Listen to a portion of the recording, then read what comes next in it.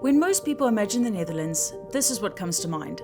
A postcard country with windmills, tulips, endless bicycles, cheese, and a cheeky neighborhood or two. But if you grew up here, you'll know that there's more. A wild side, quiet, raw, and sometimes even overlooked. Although I'm not from the Netherlands, I did grow up here. I hiked the forests, swam in the lakes, and climbed the dunes. But I never really looked below the surface. And last year, when I learned to dive abroad, I did what most people dream of. Coral reefs, warm water, tropical fish, a shark or two.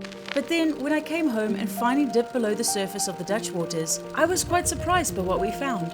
This got me thinking, what else is there in our Dutch waters? Is diving in the Netherlands actually worth it? Or have we been overlooking an entire underwater world right on our doorstep? So now I'm going on a journey across the country with Erik from Discovery Divers to explore 5 very different dive sites, to understand what really lives here and to answer one question. Diving in the Netherlands, is it worth it? I am so excited for these upcoming dives because, as a bit of context, yes, last year I did do one dive in the Grevelingenmeer and I did a dive against debris, but nothing like what we're going to be doing today or in the upcoming dives because we're really going to be testing out some different environments. But I need to hurry up because we have got a train to catch.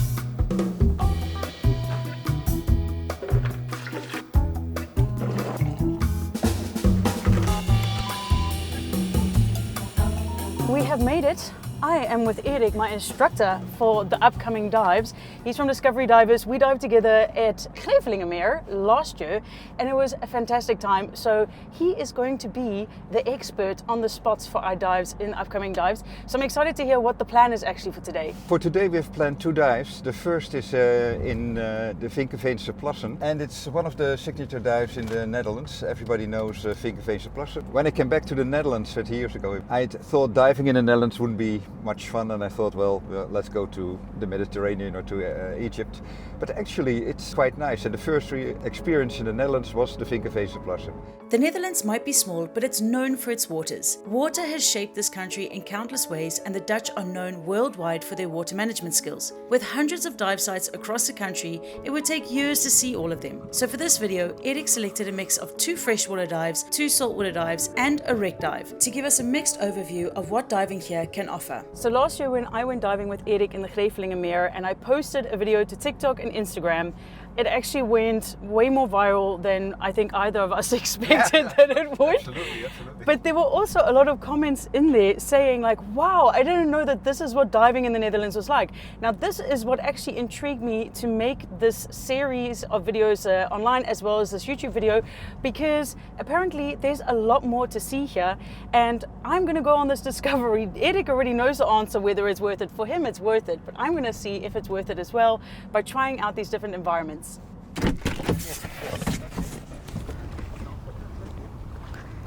Now. So this is the Vinkeveen Zandeiland 4 dive site, to about 18 meters deep here within the confined area only for divers. Further on it's about 55 meters deep, so really deep for Dutch perspectives. There are a number of wrecks. And our plan for today is bus? We'll certainly do the bus. We'll do the forest for the pikes. And then, if we've got time left, we'll go to the wreck of the boat. The other wreck. Just about 20 minutes outside the city of Amsterdam, the Vinkeveense Plassen are among the most popular and accessible freshwater sites in the country. This landscape began as a peat bog. For a long time, peat was cut and removed for fuel, and the holes left behind gradually filled with water, forming the lakes we see today. Later, in the mid-20th century, sand was also extracted in parts of the area, contributing to the deeper sections that divers now explore. Today, the Plassen are known for their clear water, sand islands, and diverse underwater terrain, a unique freshwater environment in the heart of the Netherlands. Well, we are definitely blessed by the weather gods today because it is 32 degrees and pure on sunshine, which hopefully also means that we get a lot of light rays penetrating the surface of the water coming down with us. But I can't wait to get in the water because it is so hot. Even due to the great weather, Erik over here, who usually goes in a dry suit, is wearing a wetsuit.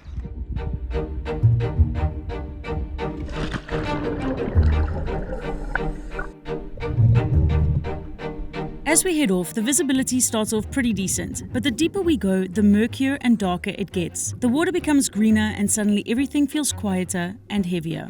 Our first stop is a spot known to be home to some northern pike, but we can't be sure they'll be there. But once we reach the spot, I see Erik hovering and I know we have found them. Some may wonder, why is this fish so special? But I've never actually seen one underwater and they can get quite big. I also think they're quite an iconic species for the Dutch waters, so seeing one here and not on a fishing rod on land feels like a special moment. I could have stayed here for the whole dive and just observed them, but we don't want to bother them for too long, so we move on. The first object we come across is a small sunken boat, and for the first time I actually dive into such a confined space, and I'm actually kind of digging it. I can't exactly put my finger on why I think it is so cool to dive through this little boat, but it just feels like we're doing some sort of expedition. As we move on, we reach the famous bus. I don't know what it is, maybe it's the dark water, but swimming through it feels fun and eerie at the same time. Everyday objects that now feel weirdly different when encountered in this quiet, submerged world. It's also a great place to train my diving. Tight spaces, low light, and bringing awareness to my buoyancy to not touch anything. The bus sits at about 10.8 meters, but with the darkness and the colder water, it feels much deeper. On our way back, we pass a boat wreck, the one Erik was most excited about, before gradually making our way towards the shore. Our maximum depth on this dive was 13.7 meters with a total dive time of 39 minutes. And after nearly 40 minutes in cool fresh water, I'm quite happy to surface and be greeted by the sun.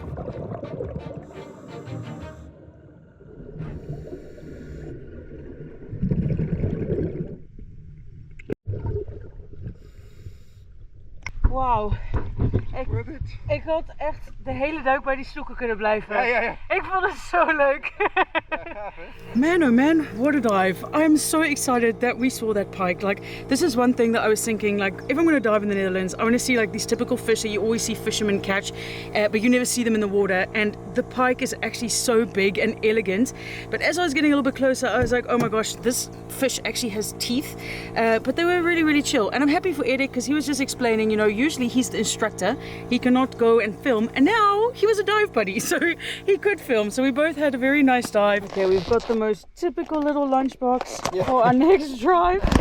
I think Erik's got the same. He brought a sandwich with cheese and mustard. So Dutch. You will never see me like somewhere else making myself a sandwich with mustard and cheese except back home in the Netherlands. Oh, maar jouw trommeltje is veel mooier. A very nice box. You look at this. Oh.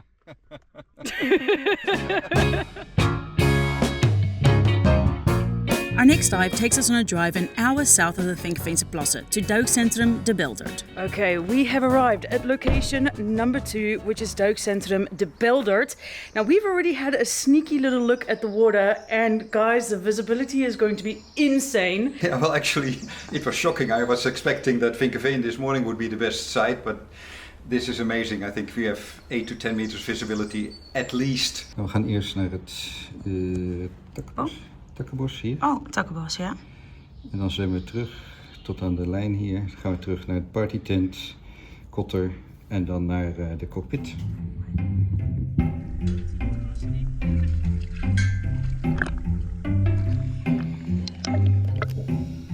Duikcetrum De Beldert is another popular freshwater spot known for its underwater objects and clear layout. It's a paid site, but in return you'll get great facilities and a well-maintained dive area, which makes it an easy and comfortable place to dive. Our first stop is the newly planted underwater forest, and it looks like some fish have already happily made it their new home. I know there is no comparing the two places, but diving here gives me a tiny flashback to diving through the kelp forest of Cape Town, weaving through the tall trees surrounded by fish. For this dive though, we're aiming for the cockpit. It's a bit of a swim to get there, and on the way we are hit by an insane thermocline. Our maximum depth is only 13.6 meters, but I seriously underestimated how cold the thermocline can get here. Usually I happily dive and free dive in my 2-piece 5mm open cell wetsuit, even in the cold Cape Townian waters, without much trouble. But today, that thermocline goes straight through me. Luckily, we soon reach the cockpit and get to let out our inner pilots. Never did I imagine that the first time I'd sit in a cockpit would be underwater in a Dutch lake. As we slowly make our way back, we come across this little bugger. It might look harmless, but it's actually a highly invasive crayfish species that is causing serious damage to the Dutch freshwater ecosystems. After an hour underwater, we surface to sunshine again. Not a bad dive at all. And today we did a Sweetwater Lake session, and we'll be going for the the even more beautiful places in the south of the Netherlands, the Grevelingen and the Oosterschelde. And finally, at the end of our tour, we'll be going to a wreck site, the biggest wreck in the Netherlands in a sweetwater lake. This saltwater diving environment is far more beautiful. Within within a square meters, you'll see more life in a saltwater than in a sweetwater lake. But each of these lakes has its special attractions. In our shop, people come from Curaçao, the Dutch Caribbeans, and they show me a picture of a tiny little fish, colored fish against dead coral. There's living coral there as well, by the way. And they're so happy that they've seen some color. And then I think, well, I can show you videos of the Grevelingen, so the saltwater lakes, which have purple, blue, white, orange, black. So it's so underestimated what you think of diving in the Netherlands. It's truly beautiful. Hello, ocean lovers, divers, and adventurers. If you're out in the water a lot, I can only assume that you love the ocean as well. I love being out in the water, I love diving, but one of the things that I'm seeing more and more of is plastic and marine debris on my dives.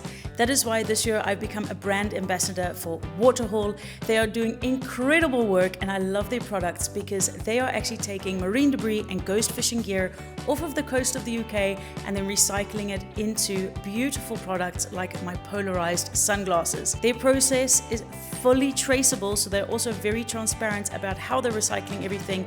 And when you get your sunglasses, you can scan a QR code and it will take you to a website where you can see when and where the marine debris was taken off of the coast, who it was taken by, where it was recycled, and then how it turned into your beautiful pair of sunglasses.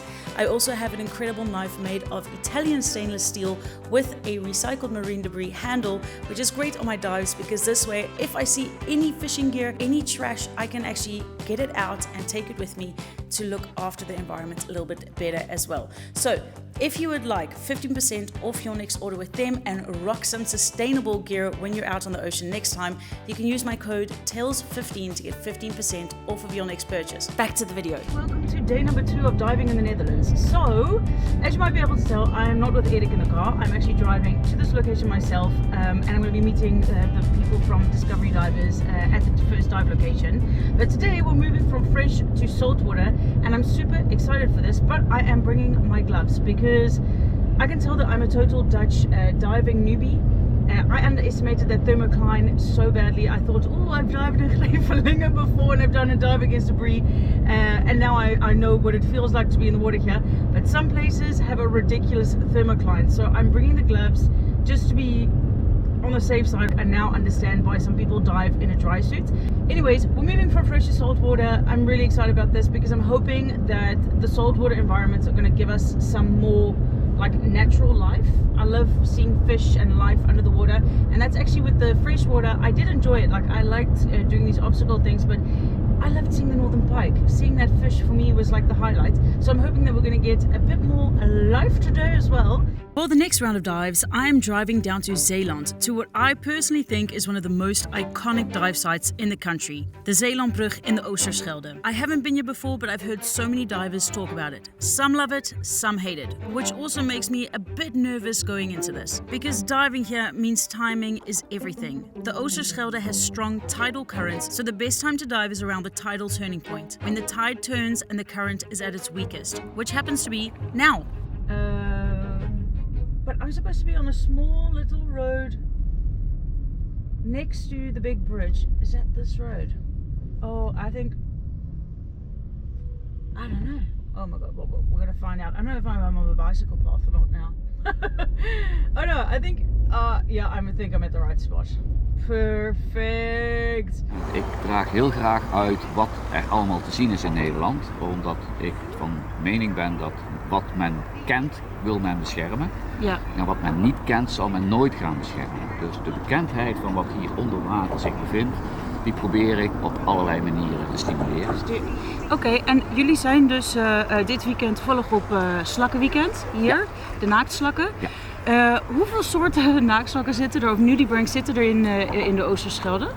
Nou, in de Oosterschelde zelf kom je aan een 40-tal soorten die je tegen zou kunnen komen, waarvan er zo'n 20 regelmatig. Vet. Dus toen ik begon met duiken, hier, en ook de eerste keer in Nederland, was het meteen van, ja, maar je moet echt een keer de Oosterschelde proberen. Waarom is dit zo'n boeiende plek? Er is stroming. De stroming is behouden gebleven doordat de kering open is. En door die stroming krijg je uitwisseling met de open zee. Plus dat de dynamiek ook voor veel zuurstof, voeding, aanvoer, etc. zorgt. Krijg je dat er een grote diversiteit aan soorten ontstaat. Maar ook dat de seizoenen een heel grote impact hebben. Elk seizoen heeft zijn eigen dieren. Kom je in april, dan gaan we voor de sepia's. Kom je wat later, deze periode, zit je met de zeenaakslakken. Ietsje verder ga je toch wel wat meer richting de kreeften en de garnalen. Dus het verandert steeds? Het is net als boven water, waar de blaadjes aan de bomen komen, is het onder water net zo. We hebben nu, vandaag hebben we de pech dat onze mosselvissers bezig zijn om hun perceel leeg te halen. Hun handel, natuurlijk heel goed dat dat gebeurt en ook heel lekker. Maar tegelijkertijd, zij slepen met netten over de bodem, over hun perceel. Dus sediment. En zij sediment gaat omhoog, dus de kans is groot als we hier nu wat dieper gaan, dat we toch wel wat last van het zicht gaan krijgen, dat het zicht wat troebeler gaat worden. De brug is in 65 geopend door koningin Juliana, dus hij ligt al een tijdje. En dat betekent ook natuurlijk dat er inmiddels genoeg kans is geweest om mooie dingen te laten groeien aan de pijlers. We doen een getijdenduik op de laagwaterkentering. Het is een van de bekendste duikspots van Nederland. Dat zie je ook wel aan de grote hoeveelheid auto's en de meerdere nationaliteiten die hier op afkomen. De stroming is in eerste instantie dus deze kant op. Deze kant op, dus richting de zee.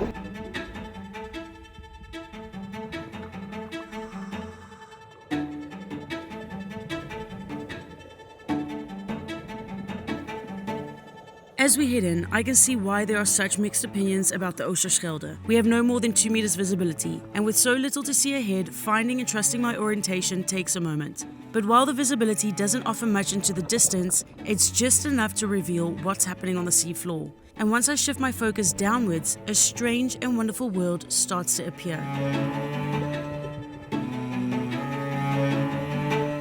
Being back in the salt water immediately brings more life. The bottom is scattered with color, movement, and texture. Crabs, anemones, and nudibranchs, just to name a few.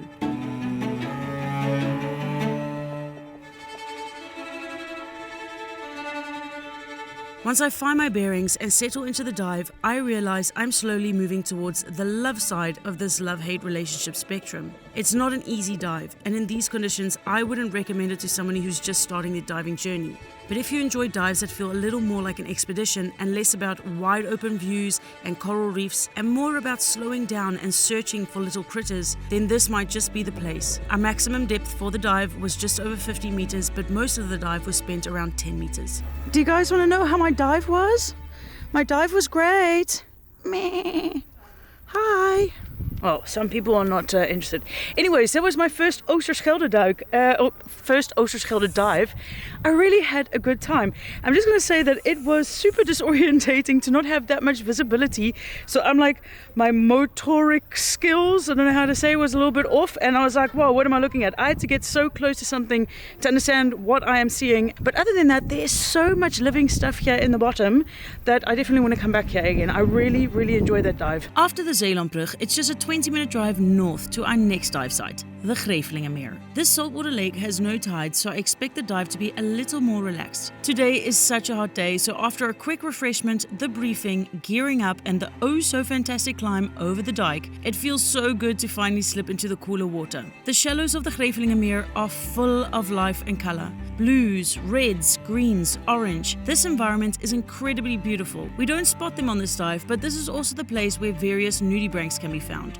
I think when most people hear diving in the Netherlands, they don't picture scenes like this. Last year, I loved filming the regular jellyfish here, and on this dive, we encounter something I haven't seen before. Massive, elegant barrel jellyfish drifting through the water. They look fluffy and alien-like, and obviously I'm mesmerized. But we continue our search for the anemones, knowing that they sit a bit deeper. But as we descend, the mood shifts. This is the hardest story of the Grevelingenmeer. Since the construction of the Delta Works, the Grevelingenmeer was cut off from the North Sea. Without tides, the water no longer circulates properly, and that has had huge impacts on marine marine life. At deeper depths, this becomes visible in what's known as a dead layer, where life struggles to survive due to the lack of oxygen. But right at the boundary of this layer, we find incredibly bright anemones, standing out prominently against a darker backdrop. The Grevelingenmeer is a place of both beauty and challenge, showing us the resilience but also the fragility of marine life within our Dutch water ecosystems. There are ongoing conversations about how to improve conditions here in the Grevelingenmeer. Let's hope they turn into concrete action. It would be heartbreaking to see such a unique and beautiful marine environment slowly turn into a lifeless water body.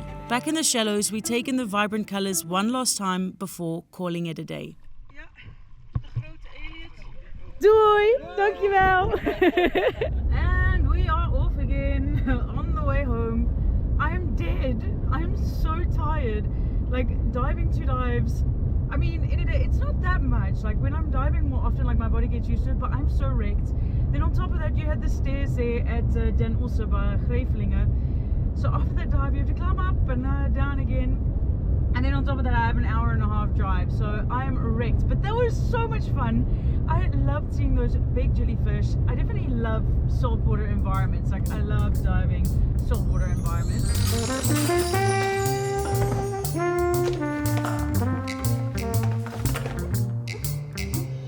Niet de afspraak. The temperatures have severely dropped here in the Netherlands, so I'm really curious because on the previous days we've had such good weather, good sunshine, so it was also nice getting in and out of the water. Now I'm a little bit worried we're going to get cold. I guess these are the conditions we have been dealt today, and also a realistic show that it's not always super sunny and super hot here in the Netherlands. Definitely not. The majority of the year is not. You asked for diversity, and so we've seen saltwater, we've seen sweetwater, and I think I managed to sneak in one of my personal preferences, which is underwater archaeology and wreck diving. And by coincidence, we seem to have one of the largest sweetwater wrecks in Europe. Ta-da! And that's why I sneaked this one in. Our very last dive takes us to the province of Noord-Brabant, to the Kraaijenbergse Plassen. I'm happy to see the sun has made its appearance and the temperature is getting warmer for this final dive. But I'll admit, I'm also a little nervous. This is my first wreck dive. To reach the wreck, we need to swim out for a bit before finding the drop-in point and heading down. Yeah, the water is fantastic. Oh, it's so hot up there.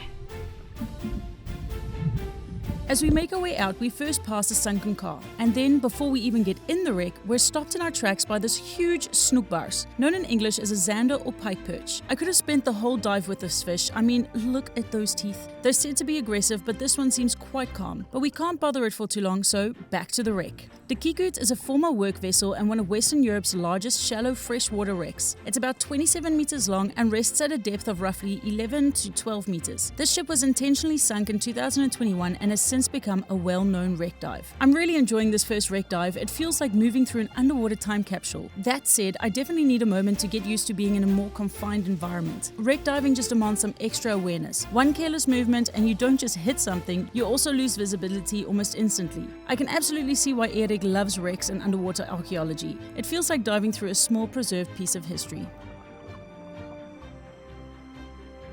Okay, diving in the Netherlands, is it worth it? This is the main question that I wanted to answer throughout this video, so here's my breakdown.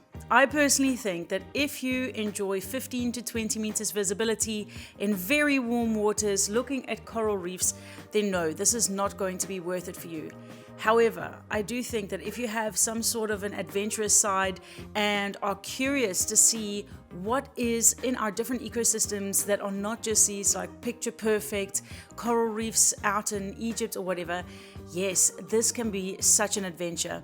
For me personally, when I did my first dive in the Grevelingenmeer last year, this is when this curiosity started, and I can say that this series has only opened up that curiosity for me.